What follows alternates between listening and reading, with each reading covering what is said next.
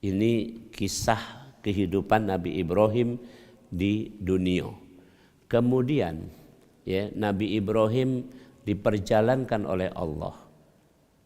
Dan puncak dari perjalanan para nabi adalah Rasulullah Muhammad sallallahu alaihi wasallam. Subhanalladzi asra bi 'abdihi lailan minal masjidil haram ilal masjidil aqsa. Dan perjalanan itu adalah perjalanan yang disebut sebagai perjalanan menuju alam langit, malakut. Di sini dikatakan ya, wa kadzalika nuri Ibrahim malakutas samawati wal ard. Demikianlah kami tunjukkan kepada Ibrahim malakut. Ya. Maka dalam kisah disebutkan disinilah Nabi Ibrahim mendapatkan banyak gambaran tentang hakikat ya, hakikat kehidupan ini. Bahkan kehidupan yang akan datang sudah disampaikan kepada Nabi Ibrahim dalam alam malakut itu. Contohnya pada waktu itu Nabi Ibrahim diperlihatkan tentang orang-orang yang berbuat jahat. Kemudian ditanya Nabi Ibrahim, ya, wahai Ibrahim, apa yang kamu katakanlah apa pendapat kamu tentang orang-orang yang jahat itu? Orang-orang yang jahat seperti itu layaknya adalah orang yang harus dimatikan. Kenapa? Karena mereka itu sudah diberi nikmat oleh Allah yang demikian banyak, tetapi kenapa mereka membalasnya dengan hal-hal yang buruk, merusak bumi dan sebagainya. Maka orang itu dimatikan. Dan ini nanti suatu saat akan ketemu lagi ketika Nabi Ibrahim bermimpi. Itu pun dalam konteks alam malakut. Karena mimpinya adalah ru'yatul haq, mimpi yang sebenar-benarnya. Ketiga kali bermimpi, ini ara fil manam anni adbahuka fangdur madza tara. Wahai anakku, aku bermimpi aku menyembelih kamu. Kalau kalimatnya terjemahnya mimpi, tapi ini betul-betul perintah yang jelas, clear seperti itu. 3 kali berulang-ulang. Kenapa Nabi Ibrahim disuruh menyembelih anaknya? Ya, ini Allah ingin memberitahu bahwasanya Allah yang Maha Kuasa. Tadi sebelumnya Nabi Ibrahim memprotes, katakanlah mengusulkan supaya orang-orang jahat dimatikan gara-gara begitu. Nah sekarang orang sebaik Nabi Ibrahim dan putranya Ismail alaihissalam, ya, apa yang terjadi? Oleh Allah juga disuruh dimatikan gitu. Jadi pertanyaannya, kenapa orang baik disuruh dimatikan? Padahal yang layak dimatikan adalah orang jahat. Nah, karena Allah Maha tahu ketimbang hamba-hambanya. Dari sinilah hari ini kita akan belajar ya tentang temanya adalah bagaimana kita memfungsikan basirah. Basirah artinya logika berpikir. Tolong camkan. Basirah artinya logika berpikir. Ada di Al-Qur'an di surat nomor 12 ayat 108. Qul hadhihi sabili ad'u ilallah ala basirah. Jadi basirah itu adalah logika berpikir. Logika berpikir, nak kunjuk gambaran mak ini, ibaratnya ini paling dasar, orang yang logikanya cuman sampai di sini, itu naik terus. Yang paling tinggi adalah logika para rasul. Ulangi, yang paling tinggi logika para rasul. Kita tahu ciri khas para rasul adalah salah satu mutlaknya sifatnya adalah fatonah, benar? Orang yang cerdas. Jadi logika yang paling tinggi adalah logikanya para rasul. Oke, kita logikanya di bawah sini kira-kira naik merangkak dikit-dikit, insya Allah. Tergantung apa ini? Logika ini akan naik. Ini tergantung hidayah Allah. Tergantung hidayah Allah. Tolong camkan di sini. Maka disinilah kita tak punya kuasa apapun. Saya, antum itu melafazkan kalimatullah, la tuharrik bihi lisanaka li ta'jala bih. Inna 'alaina jam'ahu wa qur'ana. Fa idza qara'nahu fattabi' qur'ana, thumma inna 'alaina bayana. Kamu jangan pingin cepat-cepat menggerakkan lidahmu untuk membaca Al-Qur'an.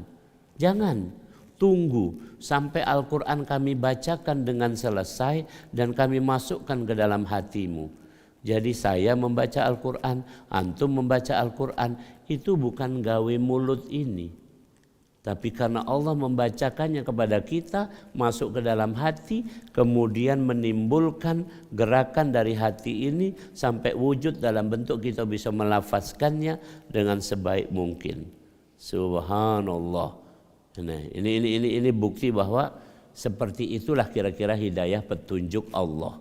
Oke, makin tinggi kedudukan seseorang artinya di sisi Allah, maka makin bagus logika dia. Basirahnya akan makin bagus. Mari kita lihat pelan-pelan satu persatu. Oke, ya. Kita contohkan begini. Ya. Di surat Al-Hajj, surat 22, ayat yang ke-78. Allah berfirman, "Malakum fid dini min haraj." Tidak ada bagi kalian dalam agama Islam sesuatu yang memberatkan. Jadi dalam Islam ini tidak kata yang memberatkan. Coba, mari kita logika. Orang-orang yang logikanya cetek menganggap sholat memberatkan, benar? Ada tidak wong yang sholat itu sekedar pingin selesai kewajiban? Ada? Misalnya, cek ngapo buru-buru sholat, yang pentinglah sholat. Nah, karena ini ada juga bahkan yang berat untuk sholat, dan terutama yang paling berat adalah sholat cak subuh ini. Ya, ini paling berat kira-kira. Oke, tapi bagi kita, kenapa kita ringan sholat subuh ini? Karena logika kita nyampe, tolong camkan. Logika kita nyampe ke sini. Kenapa logika kita nyampe sini? Tolong camkan tadi. Karena ada hidayah Allah. Dari mana dalilnya? Huwallazi anzala sakinata fi qulubil mu'minin liyazdadu imana ma'a imanihim. Di surat Fat, surat nomor 48, ayat yang keempat. Dialah Allah yang telah menurunkan ketentraman ke dalam hati setiap mukmin, yang dengan ketentraman itu bertambah imannya, bertambah cerdas dia logikanya. Kira-kira begitu. Dan kita sudah tahu dalam pengajian cak ini, taklim, ini ada yang namanya nazalat alaihimus sakinah. Allah menurunkan ketentraman. Dan juga ketika kita sholat itu juga Allah menurunkan ketentraman. Subhanallah. Ketentraman yang paling tinggi diberikan untuk level manusia adalah ya tentu para rasul ya. Di bawah itu adalah para kekasih Allah, waliullah. Para rasul juga disebut kekasih Allah. Wattakhadallahu Ibrahim khalila, dan Allah menjadikan Ibrahim sebagai kekasihnya. Kira-kira begitu. Ya kalau para rasul itu luar biasa itu. Ya kalau nak diurutkan, antum nak tahu nak kalau nak diurutkan yang paling betul-betul dekat kedudukannya dengan Allah adalah Nabi Muhammad sallallahu alaihi wasallam. Kalau kekasih yang paling sejati itu dalam kisah Isra Mi'raj itu malaikat siapa yang nganter tuh? Jibril. Malaikat Jibril alaihissalam itu cuman nganter sampai di depan Sidratul Muntaha. Waktu ditanya kenapa cuman sampai sini? Kan dari bumi, dari jemput di kota Mekah itu, habis Isya itu dijemput oleh malaikat Jibril itu Rasulullah. Kemudian diajaklah terbang ke mana? Baitul Maqdis, Palestina, sholat sunnah 2 rakaat di situ, baru kemudian Mi'raj naik ke Sidratul Muntaha. Itu ada tergambar di Al-Quran. Walaqad ra'ahu nazlatan ukhra 'inda Sidratil Muntaha. Sungguh Muhammad sudah pernah menyaksikan Jibril untuk kedua kalinya dalam bentuk asli. Bentuk aslinya malaikat Jibril punya 600 sayap. Satu sayap itu kira-kira besarnya antara pandangan timur dan barat. Sana timur itu barat. Antum mandang sejauh horizon ini, semua itulah sayap sikoknya. Kalau 600 mana kira-kira? Penuh. Nah, tapi ketika sampai Sidratul Muntaha dalam kisah disebutkan malaikat Jibril kata Rasulullah kan minta ditemani, maksudnya jadilah melangkah sebentar masuk ke arah Sidratul Muntaha. Begitu melangkah sebentar, malaikat Jibril langsung mengkerut. Konon besarnya menjadi seperti burung pipit. Bayangkan. Karena dia tidak ada hak untuk masuk ke tempat di mana Rasulullah SAW dikehendaki oleh Allah Subhanahu Wa Taala. Jadi orang yang paling dekat dengan Allah adalah Rasulullah Muhammad Sallallahu Alaihi Wasallam. Baru kemudian setelah itu adalah kakeknya. Siapa kakeknya? Ibrahim. Abaina Ibrahim. ya.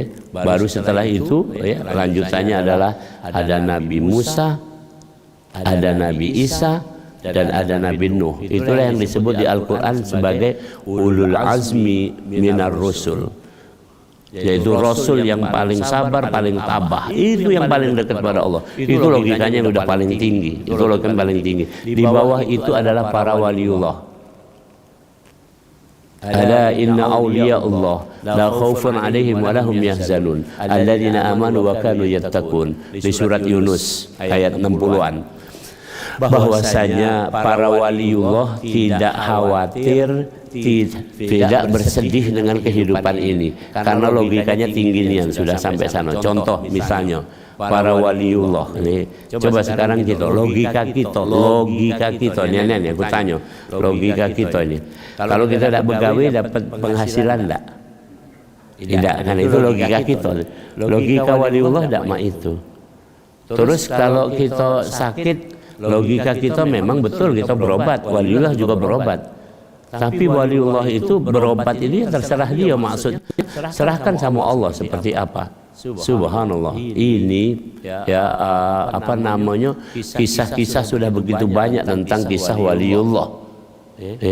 Di Indonesia ini kisah Wali Songo, kisah ulama-ulama terkini juga sudah banyak. Salah satu ada kiai di Bangkalan almarhum, beliau itu ada seorang yang ketinggalan kapal waktu itu masih naik kapal pergi haji, naik kapal itu ketinggalan kapal itu. Maka dia disuruh kalau memang mau minta bantuan dia, ya sudah diam aja, dia percaya tapi jangan cerita-cerita. Tahu-tahu dia sudah masuk di kapal yang sudah berjalan itu, padahal kapal itu sudah berjalan jauh sana. Tahu-tahu lah sampai di sana. Cuman syaratnya sih kok tadi jangan ngomong-ngomong tuh. Aku tadi baru ke sana. Ternyata mau cara dikirim ke sini dengan apa ini? Dan masih banyak lagi hal-hal lain yang menakjubkan. Tapi itu bukan menakjubkan. Intinya karena orang kedekatan dengan Allah, maka tidak ada yang mustahil kalau Allah sudah menolongnya. Itu orang-orang yang logikanya paling tinggi. Kemudian yang di bawah itu adalah kita. Ke bawah ini, maka kita asah logika ini. Tadi saya sudah sampaikan surat nomor 22 ayat 78. Malakum fid dini min haraj. Mari kita logika. Coba. Dalam agama Islam, kewajiban yang tidak bisa ditinggalkan dan paling pokok itu apa? Salat. Benar? Nah, oke, salat. Salat itu mari kita cari ilmunya. Ya. Inna salata kanat lil mu'minina kitaban mawquta. Itu satu. Salat itu sudah ditentukan waktunya. Jadi bagi orang yang logikanya jalan, tinggal kerjakan sholat, sudah ditentukan waktunya. Sholat subuh waktu inilah fajar, sholat zuhur kaget tengah hari. Nah, kita diminta oleh Allah kerjakan. Apakah kamu ingin menalar kenapa mesti subuh, kenapa mesti zuhur? Ternyata luar biasa, para dokter sudah melihatnya. Subuh kita sholat karena hormon kortisol mencapai puncaknya. Hormon kortisol adalah hormon dalam bahasa Inggris fight or flight. Jadi hormon yang kalau dia muncul mestinya kamu fight. Fight itu artinya berantem, manfaatkan. Tapi kalau flight, maka kamu akan menjadi orang yang dirusak oleh hormon itu, sakit-sakitan. Di dalil yang lain disebutkan, pernah dengar enggak kalau orang tidak bangun subuh, tidak sholat, rezekinya katanya dipatok ayam. Itu senianan. Matahari itu sudah siap-siap nak terbit. Dengan gagahnya mau menyinari bumi. Kalau secara ilmu pengetahuan, matahari menjadi media utama untuk terjadinya fotosintesis. Fotosintesis adalah pembuatan karbohidrat, dan karbohidrat adalah energi utama manusia. Ketika karbohidrat tidak ada energi. Jadi kalau itu matahari dalam bahasa kerennya adalah yang menyebabkan kita bisa memperoleh karbohidrat. Maka sampai-sampai ada orang yang salah paham menyembah matahari, dikira inilah sudah puncaknya, inilah Tuhan. Paham gara-gara itu. Mangko matahari nak terbit, kamu masih tidur. Ini logikanya gitu. Ini kenapa kita disuruh sholat subuh? Kan itu salah satu ini. Jadi mudah menaranya. Zohor itu bahkan dalam sholat sunnah itu dikatakan sholat sunnah sebelum zohor dan sesudah zohor itu 4 rakaat. 2 rakaat. Jadi kalau gitu zohor itu sholatnya kalau rangkaian kamu gawikan kalau rajin 12 rakaat. 4 rakaat sholat zohor, 4 rakaat qobliyah, 4 rakaat ba'diyah. Angka panjang zuhur. Kenapa? Ternyata diselidiki pada waktu zuhur itu adalah orang dalam puncak kelelahan. Kalau lelah, lemaknya istirahat. Maka kalau ada jadwal isoma itu kapan? Zuhur kan masih kan? Kalau yang jam 9 itu namanya coffee break. Kalau yang sore itu juga coffee break. Tapi kalau yang zuhur sebutannya isoma, ada isnya kan? Is apa itu? Istirahat, sholat, ditambah makan, isoma itu logikanya tentang sholat. Yang kedua, sholat lagi disebutkan sholat ini. Sholat itu boleh dijamak, bahkan boleh dikosor. Jamak kosor. Subhanallah. Ringan apa? Sudah sholat 4 rakaat, cuman 4 rakaat waktunya sempat, tapi boleh dijamak dan dikosor. Kapan? Pada waktu orang perjalanan. Dan pertanyaan sekarang logikanya, itu adalah rukhsah, dispensasi dari Allah. Pertanyaannya, kalau ada keringanan dari Allah, antum ambil apa enggak? Kalau tidak apa? Ya, bahasa Palembang kalau sombong agak tinggi kayak sih. Takoan lah. Takoan nih, tunjuk keringanan. Maaf Pak, kata kepala kantor kan, kamu hari ini begawe 2 jam baik. Karena kami tahu kamu nak ngadakan acara di rumah kamu, urusilah di rumah kamu itu. Maaf Pak, tenang baik Pak, aku pacak begawe sampai sore itu. Woi, mamang ini takoan. Ini gara-gara itu kan. Itu yang lain lagi sholat, subhanallah, bahkan sholat dalam keadaan ketakutan, boleh sholat dimanapun posisi kamu. Saat di kendaraan ada orang sholat dalam keadaan ketakutan, dalam keadaan perang, dalam keadaan apa, dalam keadaan ini segala macam, boleh dalam posisi apapun. Bahkan Rasul mengatakan kalau kamu tak mampu sholat berdiri dengan duduk, tak mampu duduk baring, begitu seterusnya. Itu sholat. Kewajiban yang tadi yang paling utama dalam Islam ternyata begitu ringannya. Bahkan subhanallah, kalau kamu lupa sholat, tidak apa-apa masih. Jangan asal ngelupa, ingat ya. Lupa maka tidak apa-apa. Ya bukan ngelupa ya ini. Maka kata Rasul, sholatlah ketika kamu sudah ingat. Contoh, memang ketiduran nian. Suatu saat Rasul bangun kena matahari pagi. Ya, kemudian Rasul minta Bilal azan. Jadi bayangkan, ya kena matahari pagi itu jam berapa ya? Jam 7 kali. Jadi saat itulah Rasul sholat subuh. Itu ada kisahnya. Jadi itu kalau lupa ya apa? Cuman ingat-ingat jangan lupa. Sengaja berdalu sampai jam 3 ya. Tidak tidur, main gap. Terus tertidur, terus ngomong, tertidur terus aku ini kalau subuh. Iya, main gap terus sampai jam 3 dahulu, sampai dini hari. Sengaja namanya ngelupa. Begitu. Dan kemudian mudahnya lagi sholat, subhanallah. Apa kata Rasulullah? Bagus sholatnya maka bagus amal yang lainnya. Dan apa inti dari sholat? Ada di Al-Quran di surat yang pertama turun, surat apa? Al-Alaq. Ayat yang terakhirnya apa bunyinya? Wasjud waqtarib. Sujud kamu dekat dengan Allah. Cuman itu, enggak ada dalil yang lain lagi. Wasjud waqtarib. Kamu sujud dan kamu dekat dengan Allah. Cuman itu.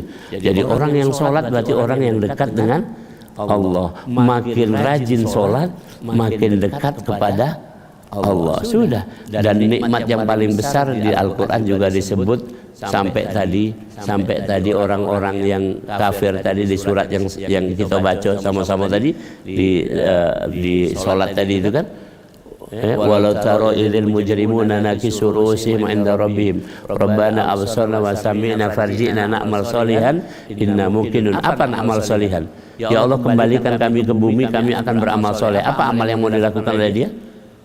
Salat. Itu ceritanya. Jadi penyesalan paling besar adalah ketika orang nggak sujud.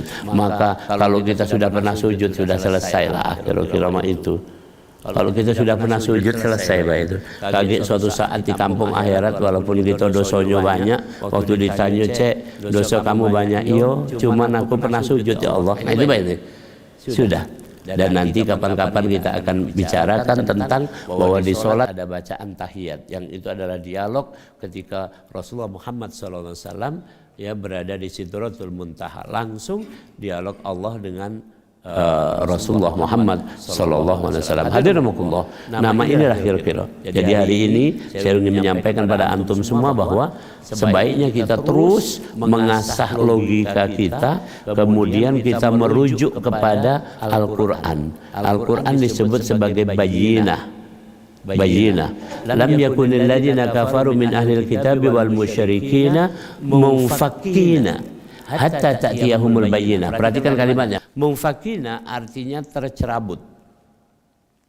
Jadi gini, tidak akan mungkin orang-orang ahli kitab, orang-orang musyrik itu akan tercerabut dari kemusyrikannya. Tidak akan mungkin orang jahat akan tercerabut kejahatannya. Tidak ada mungkin orang yang malas-malas akan tercerabut kemalasannya sampai dia diberi bayinah. Bayinah itu adalah terang benderang, ceto, yaitu Al-Quran. Rasulun minallah yatlu suhufan mutahharah, yaitu Rasul yang diutus Allah yang membacakan suhufan mutahharah, membacakan suhuf yang mutahharah, yang disucikan. Ada di Al-Quran di surat nomor 56 keterangannya, la yamassuhu illal mutahharun tanzilun mir rabbil alamin. Al-Quran ini diturunkan oleh Allah, ya dijaga oleh malaikat. Subhanallah. Dan Al-Quran ini antum kalau mau tahu nanti kapan-kapan kita baca, maksudnya kita renungkan mendalam. Di Al-Quran ada enggak kisah Nabi Idris?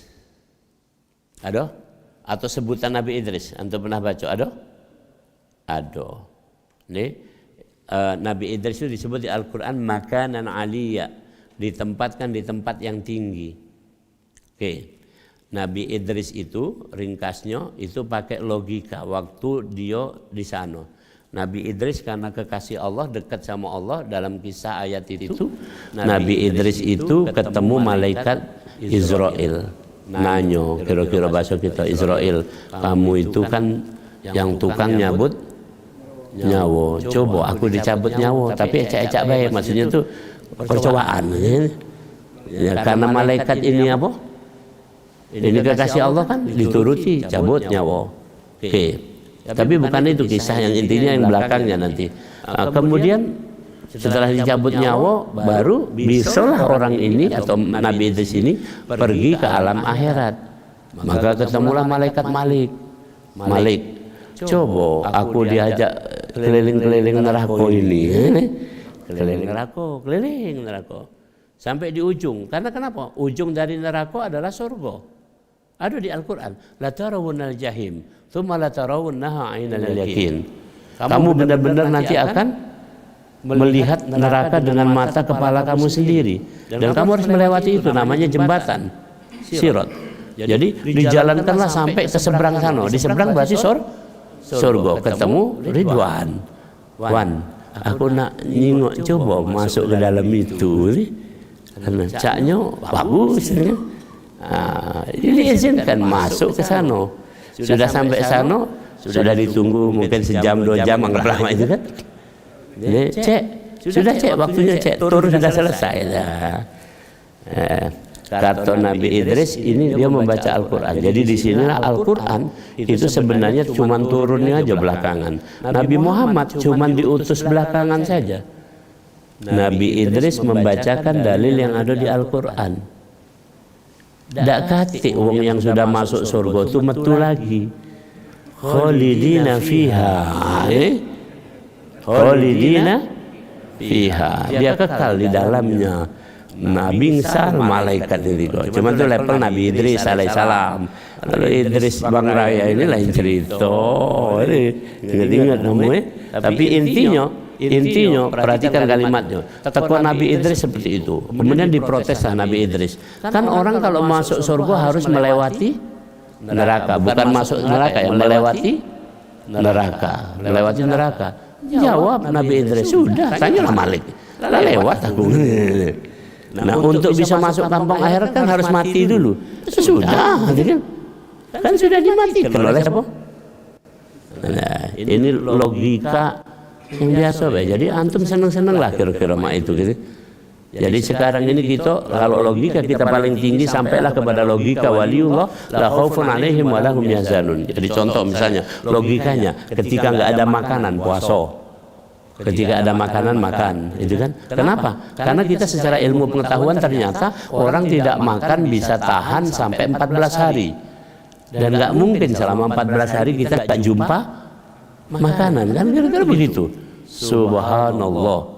Minum itu 7 hari batasnya. Tidak mungkin juga kita tidak ketemu minum selama 7 hari kira-kira. Jadi kalau soal makanan kenapa kita mesti ribut-ribut? Nih, soal misalnya ini itu apalagi jabatan apalagi segala macam itu ceteknya kira-kira begitu. Ketika kita sudah berlogika yang sebaik-baiknya, tinggal bagaimana kita sekarang ini jalani hidup dalam keadaan itu bertauhid, tinggal kepasrahan kepada Allah Subhanahu wa taala.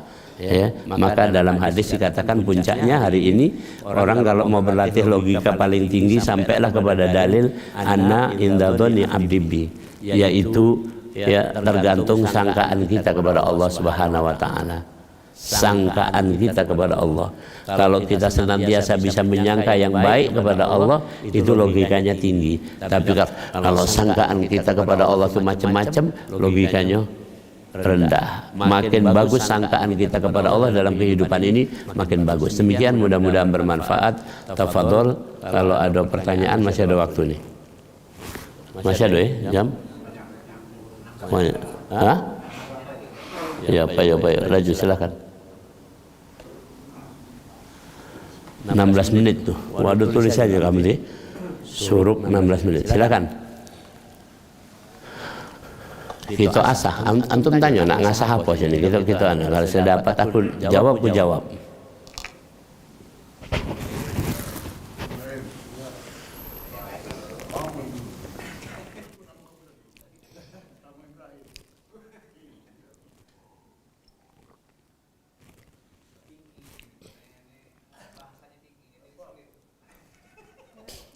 Betul.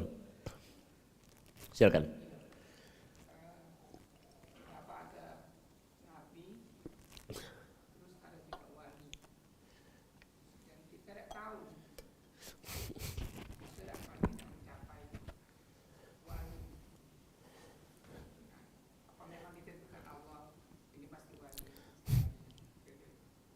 Baik. Nah, ini juga di pertanyaannya. Ini pembicaraan internal ya. Jangan diomong keluar sana ini. Maksudnya kalau dosisnya belum cukup ke sini. Semuanya itu ditentukan Allah. Innallaha astafa Adama wa Nuha wa ala Ibrahim wa ala Imran 'alal alamin. Sesungguhnya Allah telah memilih Adam, memilih Nuh. Perhatikan kalimatnya. Ada yang ini orang yang dipilih ya. Adam itu sikok berarti. Nuh berarti sikok. Wa ala Ibrahim, keluarga Ibrahim berarti banyak. Oke. Wa ala Imran, dan keluarga Imran berarti banyak. Dan belakangan kita baca di Al-Quran termasuk yang dipilih adalah keluarga Rasulullah Muhammad sallallahu alaihi wasallam. Maka sampai kita diperintahkan untuk bersolawat, dan solawat itu isinya juga yang panjangnya kepada kama sholaita ala ya ali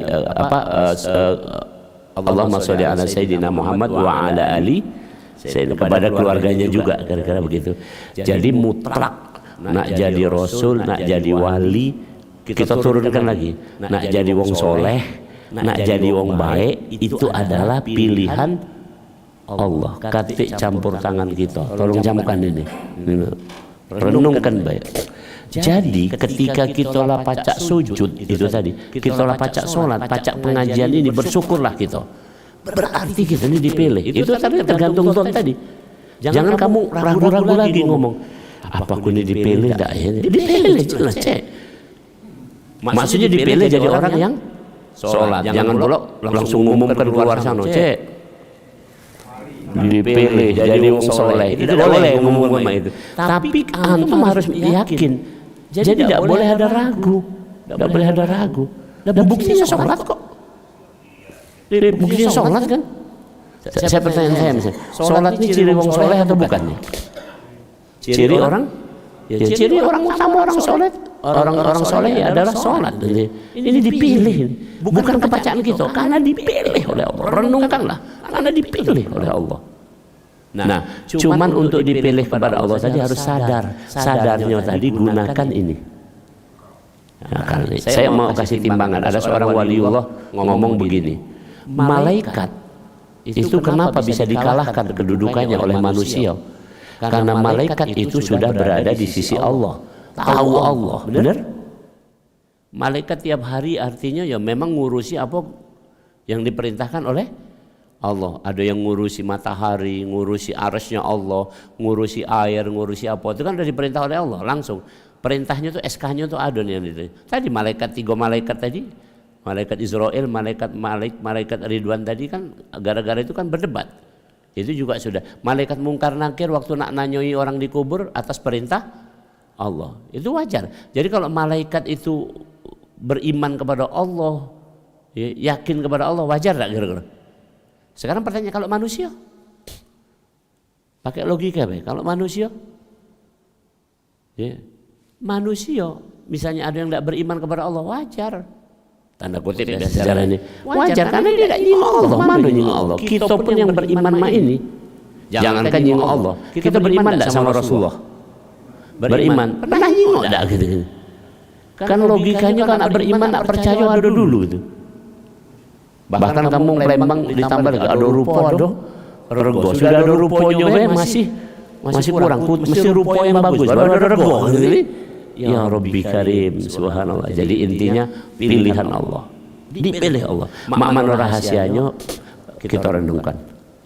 Renungkanlah dalam setiap hari. Yang penting pokoknya sekarang ini jangan merenung panjang terus nggak beramal. Jangan dipilih tak ya, sudah azan sholat dipilih tak ya, tak sama itu. Berangkatlah sholat. Pas hari puasa, itu sudah. Nanti lama-lama akan ini. Karena dia begini terus ya, orang bertakwa, orang beramal maka ditambah imannya, beramal ditambah imannya, begitu terus. Apa ya, apa namanya itu yang kayak ini, kopel ya teh. Jadi kayak mesin gitu, terus. Jadi kalau tambah iman, tambah takwa, tambah iman, tambah takwa, begitu seterusnya. Dan orang yang jadi waliullah adalah orang yang selalu bertakwa. Ya, demikian. Ada lagi yang lain? Fadal. Waalaikumsalam warahmatullahi wabarakatuh.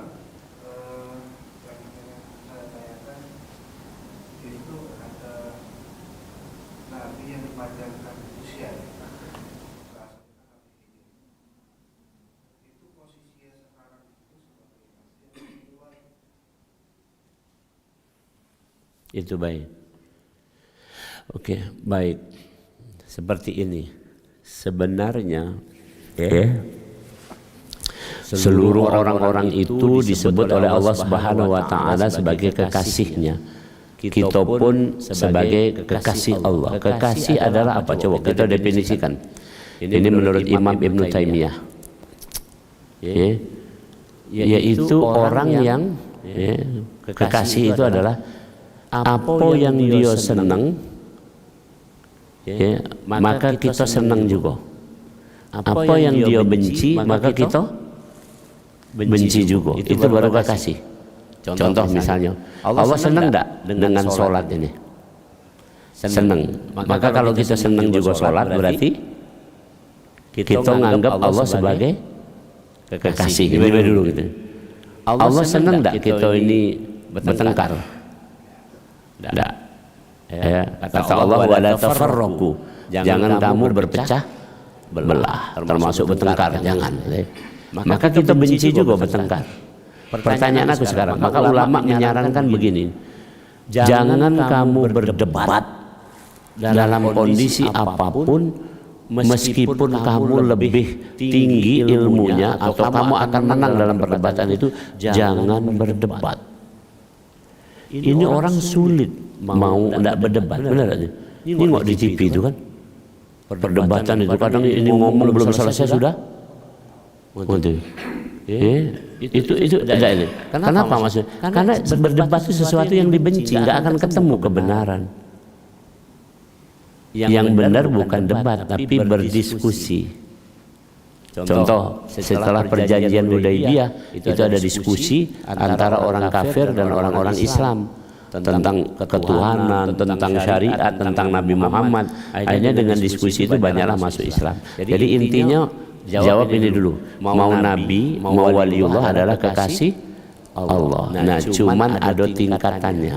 Oke. Balik lagi ke pertanyaan pertama tadi. Semua ada yang dipilih menjadi Nabi, ada yang dipilih menjadi waliullah. Ya, ada yang dipilih jadi Nabi, ada dipilih jadi waliullah. Untuk Nabi ini sendiri termasuk waliullah, itu kita nggak tahu jumlahnya berapa. Konon jumlah Nabi sampai 250.000 orang. Ya, yang kita kenal di dalam apa? Al-Quran ini. Nggak usah jauh-jauh. Kalau kita baca Yasin itu ada Nabi yang tidak disebut ya. Berapa jumlahnya tuh? Langsung diutus 3 itu. Kita baca di surat Yasin nih. Surat Yasin. Antum galak baconya ini. Wadrib lahum masalan ashabal qaryah idh ja'ahum mursalun. إذ أرسلنا إليهم اثنين فكذبوهما فعززنا بثالث. Ingatlah ketika Allah mengutus kepada suatu kaum seorang rasul, bukan seorang rasul, 2 orang rasul. Ini di sini disebutkan ya, ilaihim itsnaini. Kami utus kepada kaum itu 2 orang nabi, 2 orang nabi, 2 rasul. Diutus 2 orang nabi ini, fakadzabuhuma. Maka penduduk negeri itu mendustakan nabi itu dua-duanya. Kemudian fa'azazna bisalisin, maka kami utus yang ketiga. Ini ada di tafsirnya nama-nama nabi ini tadi. Jadi nabi banyak. Yang kedua lagi di surat Al-Baqarah. Silakan baca. Ketika Jalut dan Tolut itu sebelum berperang, siapa yang memilih Tolut menjadi raja? Salah satu pengikut Tolut apa? Tolut itu raja. Kemudian anak buah Tolut ada salah satu pemuda namanya Daud. Daud itu siapa? Nabi Daud alaihissalam. Itulah nanti yang perang tanding. Tolut mengutus, wahai Daud, kamu lawan Jalut. Maka disebut dalam orang Inggris David lawan Goliat. Nah, kemudian siapa yang mengangkat ini siapa? Tolut ini yang jadi raja. Itu nabi. Dalam tafsir dikatakan nama nabi adalah Daniel. Jadi Daniel itu nama nabi. Kalau kamu tunjuk nama Daniel keren juga sih. Daniel itu nama nabi. Jadi intinya Nabi Khidir adalah nabi. Ya, Wali Songo misalnya adalah wali. Di Palembang ini, di Sumsel ini kan kita banyak dengar wali-wali yang ada karomah seperti Syekh Samaan, seperti siapa? Ki Merogan, siapa yang lain-lain ini adalah para waliullah seperti itu. Cuman ada satu rahasia. Waliullah itu ternyata ya termasuk para nabi itu terserah Allah keadaannya. Ada yang pecah Nabi Isa. Tidak pernah mati kan, belum pernah dimatikan, cuman barrafa Allah, diangkat oleh Allah. Jadi ada juga yang pecah Nabi Idris tadi mati, tapi sebenarnya belum mati ini, belum janjinya, tapi ditaruh di surga. Ada yang lain lagi, antum lihat ini para waliullah kekasih Allah, suratnya jelas, antum hafal juga. wala takunu lima yuqtalu fi sabilillah amwat bal ahyaun inda rabbihim yurzaqun. Jangan kamu sangka orang yang mati syahid itu mati, mereka hidup di sisi Allah. Nah ini sampai sekarang itu rahasia. Hidupnya Mak Mano adalah rahasia Allah. Termasuk umur panjangnya Nabi Khidir. Kalau dari segi kehendak, subhanallah, siapa lagi makhluk yang umurnya panjang? Iblis. Di Al-Quran ditangguhkan kematian iblis itu ila yaumi yub'atsun. Dia ngomongnya fa'angdirni ila yaumi yub'atsun. Wahai Allah, tundalah kematianku sampai hari kiamat. Jadi yang iblis itu ditunda kematiannya sampai hari kiamat. Jadi bukan hidup abadi, maksudnya lagi mati juga tapi atas izin Allah ditunda, boleh sampai hari nanti kiamat. Nah, dan iblis itu siapa? Iblis itu disebutkan di Al-Quran di surat Kahfi, kana minal jin, salah satu dari kelompok jin. Kalau jin yang lain mati, tapi iblis panjang itu sampai kaki itu. Nah, kalau secara umum ada nanya lagi, berapa umur jin? Yang lain-lain tadi, aku tidak tahu juga kan, kita tidak di sana. Ini berapa panjang? Tapi intinya Nabi Khidir memang disebutkan seperti itu, panjang. Dan kemudian kenapa Nabi Khidir tidak kejinguan di sini atau kemana? Apa berjalan ke sini? Apa nengok Quran gitu ini kan? Alam. Dalam banyak kisah itu dikatakan ada katanya kalau nak ketemu Nabi Khidir itu harus setidak-tidaknya riyadhah, berlatih dengan sholat Jumat 41 kali tanpa putus dan hadir paling pertama, pulang paling terakhir. Ini hari Jumat. Coba mulai praktikkanlah hari ini kan ini. Datang yang pertama ingat ya. Kecuali marbot ya, marbot memang di sini lah ini. Tidak baca di dulu itu. Datang paling pertama, pulang paling terakhir. 41 kali. Kalau nak nandingin marbot tidak nandingin, dia tidak balik-balik kan ini. Jadi intinya gitu ya. Jadi insya Allah cuman intinya gini, simpulannya hari ini mari kita melatih akal kita untuk berlogika yang bagus, terus dilatih dengan berilmu, tapi dengan cara merujuk kepada Al-Quran supaya mendapat petunjuk Al-Quran. Nah kalau seperti itu naik, makin dapat petunjuk, logika antum naik, petunjuk naik, begitu seterusnya. Pelan-pelan, lama-lama kehidupan kita ini akan sampai kepada seperti tadi tingkatan-tingkatan waliullah. Kalau udah itu kita tetap di bawah baik, tetap inilah. Ya. Kalau udah sampai sana kita nggak khawatir nanti. Bisa ndak tadi nyampe bisa. Cuman yang penting jangan ngaku baik kan gara-gara itu kan.